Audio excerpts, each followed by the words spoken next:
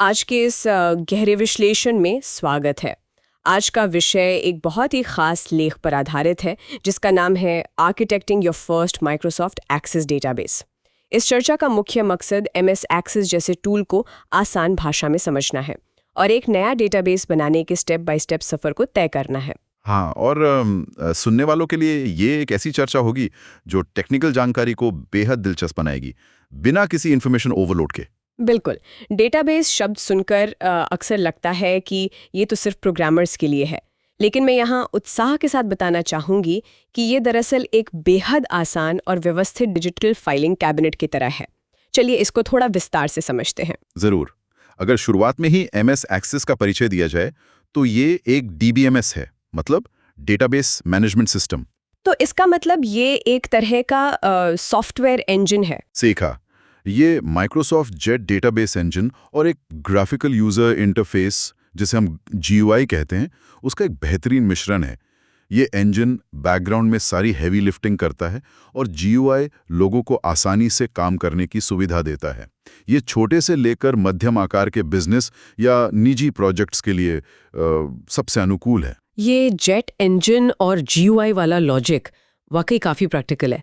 पर एक आम सवाल जो यहाँ उठता है कि जब एक्सेल जैसा टूल पहले से मौजूद है तो फिर एक नए सॉफ्टवेयर की तरफ लोग क्यों जाएं? ये एक बहुत ही लाजमी सवाल है। एक्सेल और एक्सेस में फ़र्क समझना ज़रूरी है। एक्सेल का इस्तेमाल मुख्य रूप से कैलकुलेशंस और डेटा एनालिसिस के लिए होता है, जबकि एक्सेस बड़ी मात्रा में डेटा को स्टोर और मैनेज करने के लिए बना है, राइट? एकदम सही। एक्सेस उन लोगों के लिए एक ज़रूरी टूल है जो डेटा को सिर्फ लिस्ट की तरह देखना नहीं, बल्कि उसको आपस में जोड़ना चाहते हैं। एक्सेल एक फ्लैट फाइल सिस्टम की तरह काम करता है। अगर एक कस्टमर ने 10 बार ऑर्डर किया तो एक्सेल में उस कस्टमर की जानकारी 10 बार लिखनी पड़ेगी। हाँ, और अगर उसने अपना एड्रेस बदल लिया तो पूरी शीट में ढूंढकर 10 जगह अपडेट करना पड़ेगा। ये तो रिडंडेंसी का सबसे बड़ा उदाहरण हो गया। बिल्कुल, और यही वो पॉइंट है जहां एक्सेस की जरूरत महसूस होती है। रिलेशनल डेटाबेस की फिलॉसफी ही यही है कि एक पीस ऑफ डेटा सिर्फ एक ही जगह स्टोर हो। एक्सेस इस डेटा को अलग अलग हिस्सों में तोड़ने की ताकत देता है। समझ गई। तो अब आते हैं इसकी नींव रखने पर। लेख के हिसाब से पहले 3 स्टेप्स इस बारे में हैं कि शुरुआत कैसे होती है। सबसे पहले एक ब्लैंक डेटाबेस खोलना और उसे सही नाम देना होता है। सही कहा। ये सुनने में छोटा लगता है, पर यह स्टेप जरूरी है। एक्सेल में लोग आमतौर पर पहले डेटा टाइप करना शुरू कर देते हैं और फाइल आखिर में सेव करते हैं। पर एक्सेस में काम शुरू करने से पहले ही एक डिजिटल जमीन खरीदकर उसकी बाउंड्री तय करनी पड़ती है। और इस निर्माण के सबसे पहली इंच या कहें तो पूरे स्ट्रक्चर की रीढ़ की हड्डी वो टेबल्स होते हैं। एकदम। बिना टेबल्स के किसी भी डेटाबेस का कोई अस्तित्व नहीं है। सारा असली डेटा वहीं स्टोर होता है। यहाँ 2 व्यूज को समझना बहुत महत्वपूर्ण है, डिजाइन व्यू और डेटा शीट व्यू। हाँ, डेटा शीट व्यू तो बिल्कुल किसी स्प्रेडशीट जैसा दिखता है जहां डेटा सीधे एंटर किया जा सकता है। लेकिन असली आर्किटेक्चर का काम डिजाइन व्यू में होता है।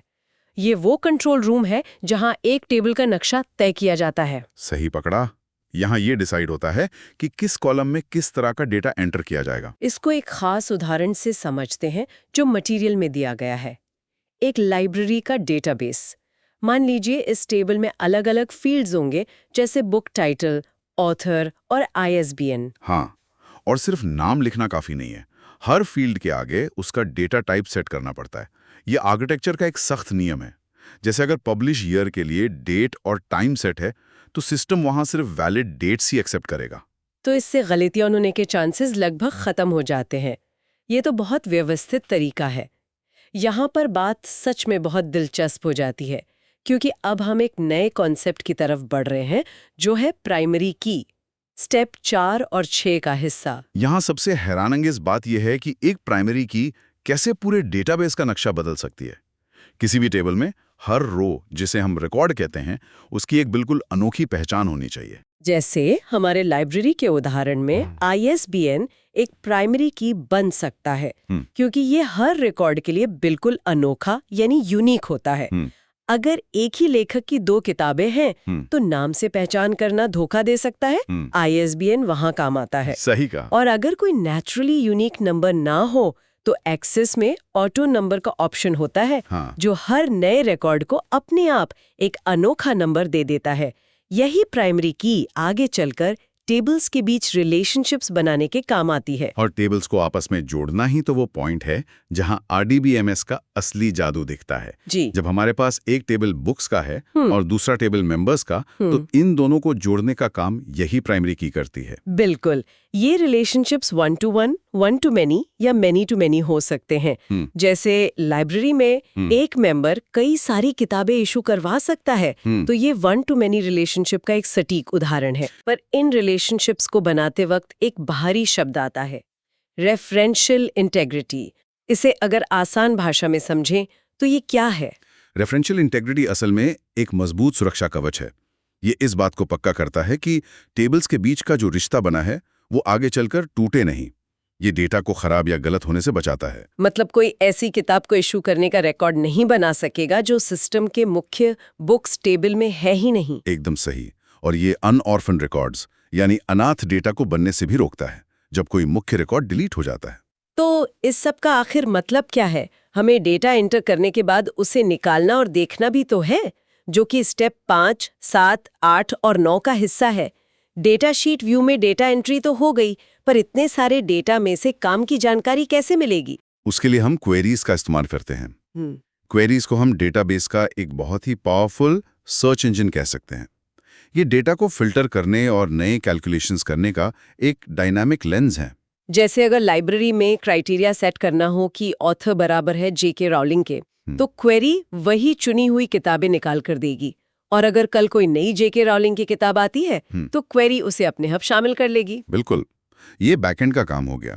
अब यूजर एक्सपीरियंस की बात करते हैं, जो फॉर्म्स और रिपोर्ट से जुड़ी है। हर कोई टेबल्स की उन कॉलम्स और रोज जैसी डेटा शीट में डेटा डालना पसंद नहीं करता। हाँ, वहाँ गलत रो में क्लिक हो जाने का डर रहता है। इसीलिए फॉर्म्स डेटा एंट्री को आसान और यूजर फ्रेंडली बनाते हैं। इसमें ड्रॉप डाउन मेन्यूज डाले जा सकते हैं ताकि डेटा एंट्री करने वाले को पता हो कि उसे क्या और कहां टाइप करना है। और जब इस डेटा को प्रेजेंट करने की बारी आती है तब रिपोर्ट्स काम आती हैं। रिपोर्ट्स इस रॉ डेटा को फॉर्मेट और समराइज करके प्रस्तुत करने के काम आते हैं। इन्हें प्रिंट रेडी फॉर्मेट में सजाया जा सकता है, कंपनी के लोगो और हेडर्स के साथ। ये बिजनेस डिसीजंस लेने के लिए सच में एक बहुत बड़ा टूल है। अब आते हैं लेख के आखिरी हिस्से पर, सुरक्षा और आम सवाल यानी FAQs। स्टेप 2, डेटाबेस को सुरक्षित रखना कितना जरूरी है? बहुत जरूरी। एक आम वर्ड फाइल की तरह इसे सेव करना काफी नहीं होता। इन फाइल्स का फॉर्मेट .acdb होता है। सेंसिटिव जानकारी होने की वजह से पूरे डेटाबेस पर पासवर्ड लगाना और एन्क्रिप्ट करना बहुत आसान और अहम कदम है। साथ ही इस फाइल का रेगुलर बैकअप लेना तो जैसे एक जीवन रक्षक आदत है। सही बात है। एक और सवाल जो अक्सर उठता है वो मैक यूजर्स के लिए है। आजकल मैक का इस्तेमाल इतना बढ़ गया है, अगर हम इसे बड़े पैमाने पर देखें तो मैक यूजर्स के लिए ये नेटिवली अवेलेबल नहीं है। उन्हें पैरेलल्स डेस्कटॉप जैसा विंडोज एम्यूलेटर या किसी वर्चुअल मशीन का इस्तेमाल करना पड़ता है। ये थोड़ा टेक्निकल वर्कअराउंड जरूर है, पर काफी प्रैक्टिकल है। और जब डेटा बहुत ज्यादा बड़ा हो जाए तो एक्सेस कब तक साथ देता है? एक्सेस की एक हार्ड लिमिट है, लगभग 2 GB फाइल साइज तक। जब डेटा बहुत ज्यादा बड़ा हो जाए और हजारों यूजर्स एक साथ सिस्टम पर काम करने लगें, तो एक्सेस की जगह SQL सर्वर जैसे रॉबस्ट DBMS की तरफ बढ़ना चाहिए। हालांकि एक्सेस में मैक्रोज और VBA यानी विजुअल बेसिक फॉर एप्लीकेशंस के जरिए ऑटोमेशन की संभावनाएं बहुत अच्छी मिलती हैं। आपस में जुड़े हुए रिलेशनल डेटाबेस बनाने के इन 10 कदमों का छोटा सा सार था। अब कोई भी नया सीखने वाला व्यक्ति डेटा से घबराने के बजाय उसको अपने हिसाब से कंट्रोल कर सकता है। बिल्कुल। टेबल्स एक ब्लूप्रिंट बनाते हैं, प्राइमरी कीज एक अनोखी पहचान देती हैं, रिलेशनशिप्स धागे जोड़ते हैं और क्वेरीज या फॉर्म्स उस पूरे स्ट्रक्चर को एक आसान सॉफ्टवेयर का रूप दे देते हैं। सच में ये चर्चा बहुत ही ज्ञानवर्धक रही, पर इस चर्चा को खत्म करने से पहले एक नया आगे की सोच वाला सवाल सामने आता है। हमने देखा कि एक्सेस कैसे डेटा को एकदम सटीक टेबल्स और रिलेशनशिप्स में बांधकर व्यवस्था बनाता है। एक स्ट्रिक्ट ऑर्डर होता है वहां। सही बात है, पर आज की दुनिया में जहां सोशल मीडिया फीड्स और AI द्वारा बनाया गया डेटा पूरी तरह से बिखरा हुआ यानी अनस्ट्रक्चर्ड है, वहां आगे चलकर इन पुराने और हाईली स्ट्रक्चर्ड रिलेशनल डेटाबेसेस का क्या भविष्य होगा? यही तो सोचने वाली बात है। क्या ये नए बिखरे हुए डेटा सोर्सेस के साथ खुद को ढाल पाएंगे या फिर डेटाबेस बनाने का पूरा तरीका ही बदल जाएगा? ये एक ऐसी सोच है जो हमें इस बात पर विचार करने को प्रेरित करती है कि आगे क्या आने वाला है। बेशक, डेटा की यात्रा लगातार बदल रही है और ये सवाल फ्यूचर टेक के लिए बहुत अहमियत रखता है।